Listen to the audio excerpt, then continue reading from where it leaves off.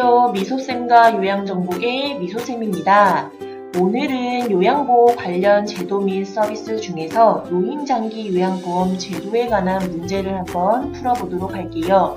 1번 문제입니다. 장기 요양급여 대상자로 인정되는 경우는 1번 당뇨병을 앓고 있는 78세 남성, 2번 난청이 있고 일상생활이 가능한 90세 독거노인, 3번 혼자서 걸을 수 없는 50세 말기암 여자, 4번 뇌출혈로 쓰러져 병원에서 치료 중인 75세 남자, 5번 파킨슨 질환으로 일상생활이 어려운 55세 남자. 5초 드릴게요. 5, 4, 3, 2, 1. 정답은 5번이었습니다. 1번 문항부터 한번 보기 전에 저희 노인장기 요양보험 제도 대상자가 누가 되냐 한 번만 복습해보고 갈게요. 첫 번째 저희는 나이부터 한번 살펴보겠습니다. 나이가 65세 이상이면 무슨 조건이 있어야 되냐? 거동이나 일상생활이 불편하다는 이야기가 나와야 하고요. 두 번째로 나이가 65세 미만이다. 그러면 첫 번째 조건으로는 거동이나 일상생활이 불편해야 되고요. 두 번째 조건으로는 치매, 뇌졸중, 파킨슨이 있어야 합니다. 그러면 문제로 한번 돌아가서 한번 같이 한번 볼게요. 동그라미 1번 보시면 나이부터 한번 보겠습니다. 나이가 78세로 65세 이상이네요. 그러면 조건 뭐가 있어야 되냐면 거동이나 일상생활이 불편하다는 얘기가 있어야 되는데 여기 보시면 따로 그런 이야기가 없죠. 그래서 이분은 장기 요양급여 대상자로 인정이 되지 않고요. 2번 문항 한번 볼게요. 나이부터 보시면 이분도 65세 이상이네요. 그러면 일상생활이 가능한 게 아니라 불가능해야겠죠. 그래서 이분도 대상자로 인정이 되지 않고요. 3번 문항 볼게요. 나이부터 보시면 65세 미만이네요. 그러면 조건이 일상생활이 불편하거나 거동이 안 돼야 되는데 첫 번째 조건은 충족을 했어요. 하지만 무슨 조건이 안 되냐? 바로 이분은 말기암이래요. 우리 선생님 나이가 65세 미만이면 치매, 뇌졸중, 파킨슨이 있어야 된다고 했는데 이분은 암이래요. 그래서 여기에서 대상자로 인정이 되지 않고요. 4번 문항 한번 볼게요. 나이가 65세 이상이네요. 그런데 여기서 알아두셔야 될 거, 자, 병원이나 아니면 입원 치료 중이다. 이러한 얘기가 나오면 장기요양급여 대상자로 인정이 되지 않아요. 왜 그러냐? 병원이나 입원 치료 중이시면 우리 국민건강보험법을 적용을 받기 때문에 노인장기요양급여의 혜택은 받으실 수가 없습니다. 그래서 시험에서 입원 치료 중이다, 병원 치료 중이다 하시면 다 X 치고 넘어가셔야 하고요. 정답은 5번이었죠. 보시면 나이가 65세 미만이네요. 첫 번째 조건, 일상생활이 어렵대요. 충족됐고요. 두 번째 조건 보시면 치매, 뇌졸중, 파킨슨 중에 우리 파킨슨 있으시네요. 그래서 이분이 바로 노인장기요양보험 대상자로 인정이 됩니다. 정답은 5번이었습니다. 2번 문제입니다. 노인장기요양보험 제도에 대한 설명으로 옳은 것은 1번 장기요양 등급 갱신 시 직전 등급과 같은 1등급은 유효기간이 2년이다. 2번 등급 판정은 신청서를 제출한 날로부터 60일 이내에 완료한다. 3번 장기요양 인정 신청은 본인만 가능하다. 4번 장기요양 인정 점수가 78점이면 3등급을 받는다. 5번 장기요양 기간이 현저히 부족한 지역은 가족요양비를 지급한다. 5초 드릴게요. 5, 4, 3, 2, 1. 정답은 5번이었습니다. 1번 문항부터 같이 한번 볼게요. 장기요양 등급 갱신 신청할 때 직전 등급과 같은 1등급은 유효기간 2년이 아니라요. 4년입니다. 저희 선생님 수업 시간에 배우셨을 거예요. 장기요양 등급 판정을 받으면 이 등급이 평생 지속되는 게 아니라 주기마다 갱신 신청이란 걸 해주셔야 되고요. 만약에 우리 어르신이 1등급 판정을 받았어요. 그리고 갱신 신청을 했는데 똑같은 1등급을 받았다 하시면 유효기간은 4년이 되는 거고요. 만약에 우리 어르신이 2등급에서 4등급 판정을 받았는데 갱신 신청을 했더니 똑같이 2에서 4등급 판정을 받았으면 유효기간이 3년. 그리고 우리 어르신이 치매 등급인 5등급이나 인지지원 등급을 받았는데 갱신 신청을 했더니 똑같이 5등급이나 인지지원 등급을 받았어요. 그러면 유효기간이 2년이 되는 겁니다. 2번 문항 한번 볼게요. 등급 판정은 신청서를 제출한 날로부터 60일이 아니라 한 달입니다. 30일 이내에 완료가 되고요. 3번 보시면 장기 요양 인정 신청은 본인만 가능한 게 아니에요. 본인 이외에도 가족, 친척, 사회복지 전담 공무원이나 이해관계인 등이 신청을 하실 수가 있고요. 4번 문항 한번 볼게요. 장기 요양 인정 점수가 78점이면 3등급이 아니라 바로 2등급 판정을 받습니다. 2등급은 우리 일상생활에서 상당 부분 다른 사람의 도움이 필요하면 2등급이고요. 그리고 점수가 75점 이상 95점 미만인 경우에가 2등급이기 때문에 4번 문항에서와 같이 78점이면 2등급 판정을 받습니다. 정답은 5번이었죠. 장기 요양기관이 현저히 부족한 지역에 살거나 천재지변 아니면 수급자의 신체 정신적 문제로 가족으로부터 돌볼 때 지급받는 것은 바로 가족요양비입니다. 그래서 정답은 5번이었습니다. 3번 문제입니다. 일상생활 수행에 어려움이 있고 치매를 앓고 있는 대상자가 장기요양 인정 점수를 50점 받을 경우 해당하는 등급은 1번 1등급, 2번 2등급, 3번 3등급, 4번 4등급, 5번 5등급. 5초 드릴게요. 5, 4, 3, 2, 1. 정답은 5번이었습니다. 문제 한번 보시면 힌트가 있네요. 일상생활 수행에 어려움이 있고요. 우리 어르신이 치매를 앓고 있다고 했고요. 점수가 몇 점이냐? 50점이라고 이렇게 두 가지 힌트가 주어졌어요. 그러면 우리 선생님 몇 등급을 찍으셔야 되냐? 5등급은 제가 무슨 등급이라고 했냐면 바로 치매 등급이라고 했기 때문에 5등급을 선택을 해주셔야 되고요.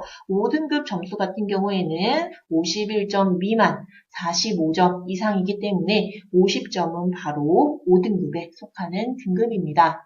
1등급 한번 복습 잠깐만 해볼게요. 1등급은 일상생활에서 전적으로 다른 사람의 도움이 필요하면 1등급, 2등급은 일상생활에서 상당 부분 다른 사람의 도움이 필요하면 2등급, 3등급은 일상생활에서 부분적으로 다른 사람의 도움이 필요하면 3등급, 4등급은 일상생활에서 일정 부분 다른 사람의 도움이 필요하면 4등급이고요.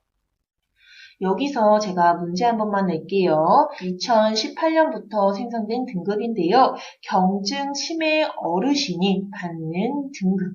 뭐였냐면 바로 인지지원 등급 있었죠. 이것도 한번 기억하시고 다음 문제 풀어볼게요. 4번 문제입니다. 장기요양급여 중 재가급여의 장점으로 옳은 것은 1번 평소 생활했던 친숙한 환경에서 지낼 수 있다. 2번 개인 중심의 생활이 어렵다. 3번 의료, 간호, 요양 서비스를 종합적으로 제공받을 수 있다. 4번 긴급한 상황에 대한 신속한 대응이 어렵다. 5번 의료, 간호, 요양 서비스가 단편적으로 진행되기 쉽다. 5초 드릴게요. 5, 4, 3, 2, 1. 정답은 1번이었습니다. 장기요양급여는 크게 세 가지로 구성이 된다고 했었고요. 첫 번째로는 집과 같은 곳에서 머무르는 재가급여, 두 번째로는 시설급여, 세 번째로는 특별 현금 급여가 있다고 했는데 그 중에서 재가급여의 장점을 묻는 문제였네요. 동그라미 1번이 정답이었죠. 집에서 생활하면서 요양 서비스를 받으니까 평소 생활했던 친숙한 환경에서 지낼 수 있는 게 장점이었고요. 2번 문항 한번 보시면 개인 중심의 생활이 어려운 게 아니라 집에서는 노래도 부를 수 있고요. 밥도 마음대로 먹을 수 있기 때문에 개인 중심의 생활이 쉬워요. 3번 보시면 의료, 간호, 요양 서비스를 종합적으로 제공받을 수 있는 것은 바로 요양원 같은 시설급여의 장점이었고요. 동그라미 4번 문항 한번 보시면 긴급한 상황에 대한 신속한 대응이 어렵대요. 요거는 바로 재가급여의 단점입니다. 집에서 쓰러져 버리면 주위에 아무도 없으면 응급 상황에 대처하기가 너무 힘들죠. 동그라미 5번 문항 볼게요. 의료, 간호, 요양 서비스가 단편적으로 진행되기 쉬운 것도 바로 재가급여의 단점이었습니다. 정답은 1번이었고요. 우리 선생님들 재가급여의 장단점, 시설급여의 장단점 구별을 해주실 수 있으면 됩니다. 5번 문제입니다. 장기요양보험의 재원 조달에 관한 설명으로 옳은 것은 1번 국가는 보험료 예상 수입액의 80%를 지원한다.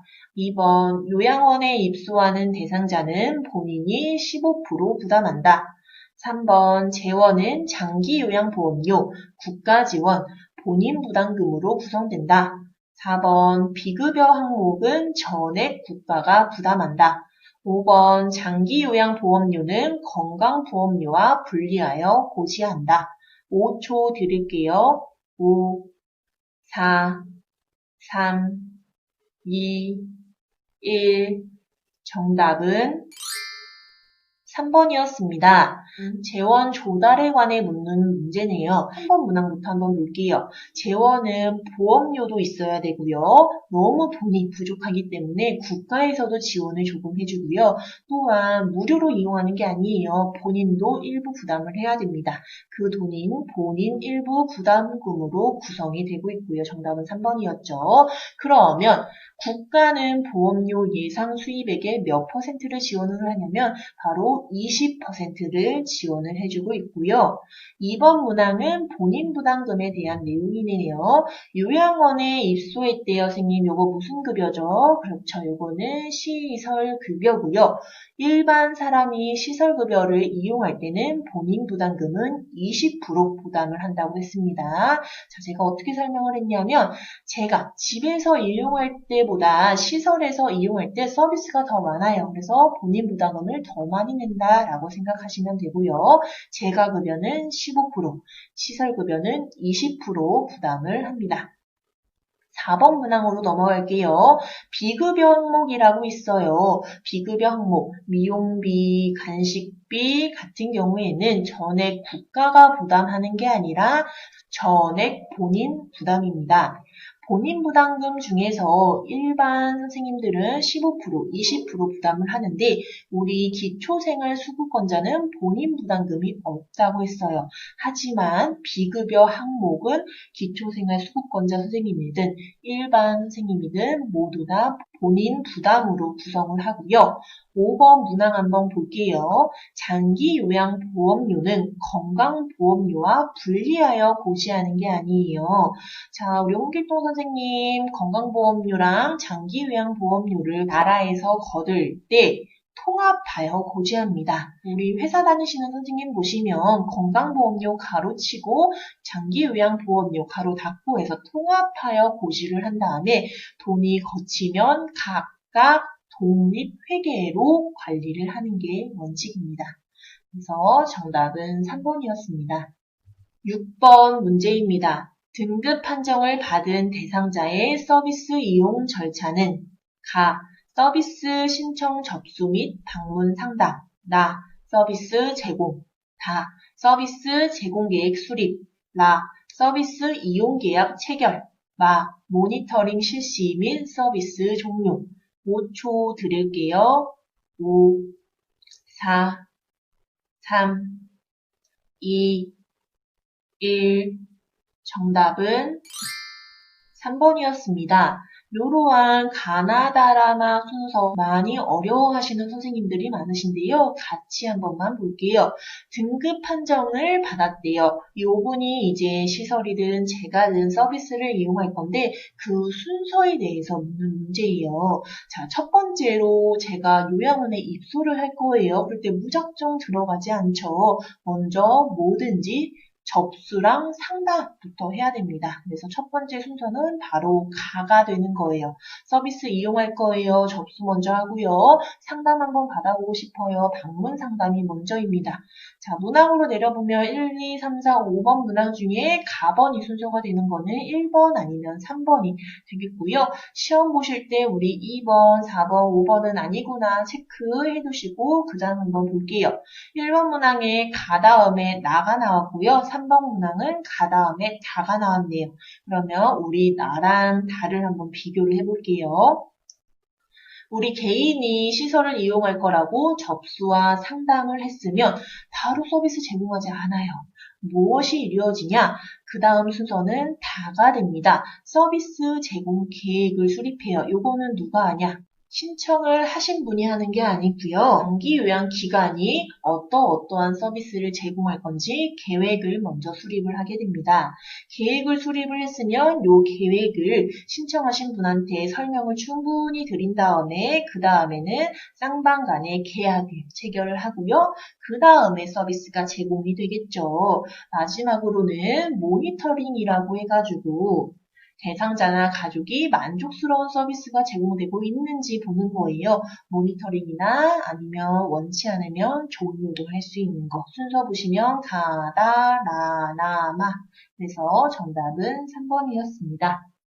7번 문제입니다. 등급 판정 후 대상자가 요양시설이나 재가시설에서 장기요양 서비스를 제공받으려고 할 때 기관에 제시해야 하는 것은 1번 장기요양인정서, 2번 장기요양급여 계획서, 3번 모니터링 기록지, 4번 국민건강보험증, 5번 장기요양평가서. 5초 드릴게요. 5, 4, 3, 2, 1. 정답은 1번이었습니다. 등급 판정 후 대상자가 시설이나 재가 서비스를 제공받으려고 할 때 기관에 제시해야 되는 서류가 있었어요. 선생님, 뭐가 있었냐면 첫 번째로는 1번 문항에 나와 있는 정답인 장기요양인정서, 당신을 장기요양 대상자로 인정합니다 라는 인정서 서류가 필요하고요. 두 번째로는 표장기라고 많이 줄여서 말해요. 표준 장기 요양 이용 계획서, 이 두 가지를 기관에 제시를 해야 됩니다. 정답은 1번이었습니다. 지금까지 노인 장기 요양 보험 제도에 관한 문제를 풀어봤습니다. 오늘도 봐주셔서 감사합니다. 좋아요, 구독, 알림 설정 부탁드리고요. 저희는 다음 영상에서 만나요.